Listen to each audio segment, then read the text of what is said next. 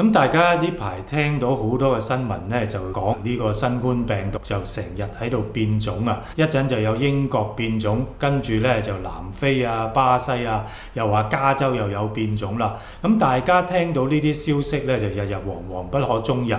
咁我同大家講呢，就今日開始呢，你就無需要再理會呢啲新聞，你只要呢就知道一件事就得啦。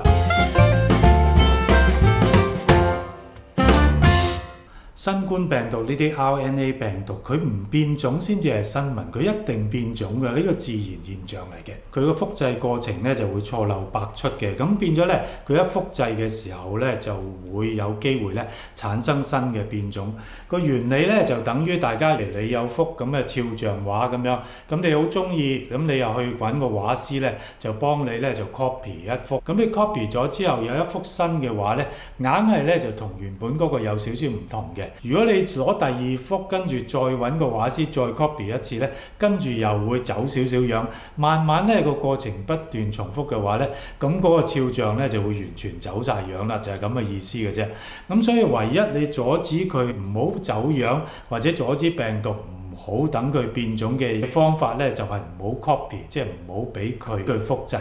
要病毒唔複製呢，就有兩種方法嘅。一呢，就係整個社會大部分人呢都感染晒呢個病毒咁樣，即係好似火燒山咁樣，燒晒啲草就冇得燒啦。咁另一個方法呢，就係大量嘅人打咗疫苗，大家都有抗體嘅話，咁就會令到病毒呢就冇辦法再揾到人感染，冇辦法複製嘅。要達到第一種情況，代價就係社會裏面呢好多人會死亡。而做到第二種情況，大規模打疫苗，而家又未做到喎，所以喺可見嘅將來會有一段時間，病毒就不斷感染我哋，喺我哋嘅族群裏面不斷咁複製，咁同一時間亦都會不斷變種嘅。咁所以呢，我預期呢，大家會繼續會見到各種各樣嘅變種。咁大家都聽唔少消息咧，就係話疫苗咧對付呢啲南非嘅新變種病毒或者巴西嘅新變種病毒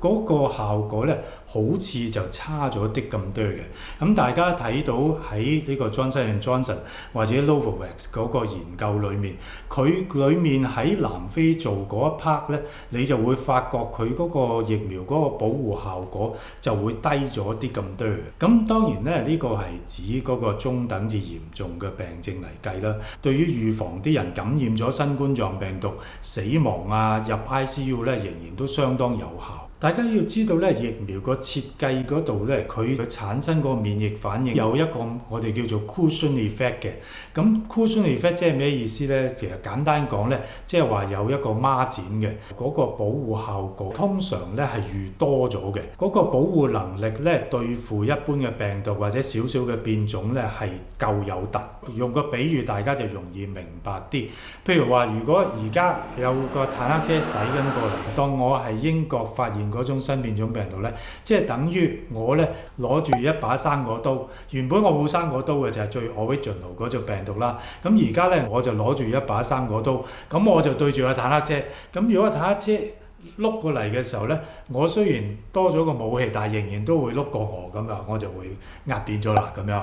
咁所以咧，即使我係理論上係難對付咗少少，咁但係仍然咧，個坦克車碌過嚟，我都冇辦法對付嘅。咁假如我係巴西變種病毒，咁又點呢？如果我係巴西變種病毒咧，我今次咧就唔係攞住生果刀啦，咁我拿住把西瓜刀，咁我拿住把西瓜刀咧去擋呢個坦克，個坦克咧一碌過嚟嘅時候咧，一樣會碌扁我嘅。咁我係理論上我嘅戰鬥力係大咗，咁但係因為嗰個坦克車因為太勁啦，佢一樣會碌過我嘅，即係咁嘅意思。即係話打完兩針，尤其是嗰啲 mRNA 疫苗嗰個保護率好高噶嘛。當你打完 Pfizer、BioNTech 或者復必泰疫苗之後咧，尤其是打完第二針之後，你嗰個抗體咧就會升高咗好多好多嘅。咁呢啲咁犀利嘅抗體咧，就好似架坦克車一樣啦。咁即使個病毒咧點變都好，咁佢由呢個拎住生果刀到變拎住西瓜刀，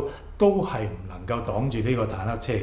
不過如果大家都唔打疫苗，或者有啲地方咧就冇辦法買到疫苗，好少人打嘅話，咁個病毒不斷揾到有人跟住喺佢身上不斷複製嘅話咧，你難保咧過得一段時間之後咧，佢就由西瓜刀咧就演變成一架坦克車，同你嗰架坦克車對撞嘅時候咧，就未必真係能夠對付到啦。咁所以咧打疫苗嘅重要性就喺呢度。咁講翻轉頭，邊一樣嘢係你唯一需要知道嘅嘢呢？唯一你需要知道嘅消息呢，如果你有一日聽到呢個消息呢，咁你就要叮叮叮叮叮就要小心。如果有一日你聽到有人打齊晒而家我哋市面上證明已經非常有效嘅新冠病毒疫苗，譬如 Pfizer、BioNTech、復必泰或者 Moderna， 打齊晒之後呢個人呢，居然都再感染咗新冠狀病毒，入咗院、入咗 ICU 死埋嘅話呢，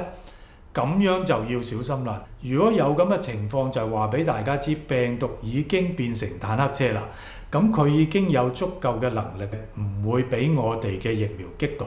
咁樣呢，就真係大件事啦。咁如果唔係嘅話，大家就算聽到話點樣變種都好，佢變成蒙古種、尼日利亞變種、馬達加斯加變種都唔緊要嘅，只要打咗疫苗嘅人呢，冇再俾新冠狀病毒感染到要入院入 ICU 死亡嘅話呢，咁大家呢係無需要擔心，因為咁樣呢就代表呢疫苗仍然能夠保護到我哋。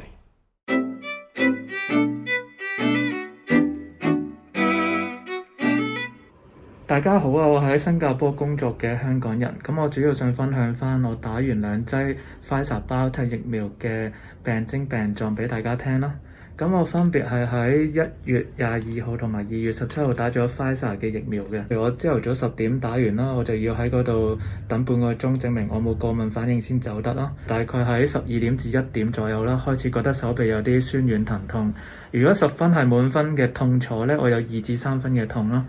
咁尤其是明顯會 feel 到痛楚嘅時候係咩呢？就係當我除衫手臂舉起嗰陣時，你就會 feel 到打針嗰個位呢係有啲酸軟疼痛嘅。咁呢個疼痛呢係維持咗2日，即係打針係第1日，咁我就維持到第2日。咁第2日大概黃昏6點鐘至7點鐘，我就開始有啲作嘔嘅感覺啦。咁同埋有啲發冷嘅感覺。咁我度咗自己體溫，就比平時高1至2度啦。咁所以我就食咗2粒 Panadol。咁就大概夜晚11、2點嘅時候呢，我就所有 symptoms 都冇晒，無論發冷啦、頭痛啦、作嘔啦，都冇晒啦啲感覺。咁呢個就第一劑。第二劑呢個手臂疼痛係維持得耐啲3、4日。我亦都喺第二劑嘅第2日都係會有輕微發燒同埋作嘔嘅感覺嘅。舊年我分別打咗3劑嘅乙型肝炎、2劑嘅 MMR 同埋1劑嘅流行性感冒嘅疫苗，咁嗰6劑疫苗我都係冇 symptoms 嘅。成日聽到話打完之後手臂痛，其實係有明顯分別嘅同其他疫苗。呢個就係我打完2劑疫苗嘅感受啦。多謝。咁我都建議咧，大家未打疫苗嘅話，可以睇一睇我呢幾條片嘅留言板，裡面咧有好多人分享咗佢第一身打咗疫苗之後嘅感覺，有啲反應大啲，有啲又冇乜反應，但係咧全部都係真實嘅經驗，咁大家咧可以睇咗先決定。咁今日咧多謝大家嘅收睇，請你留言、點讚、訂閱，下次再見。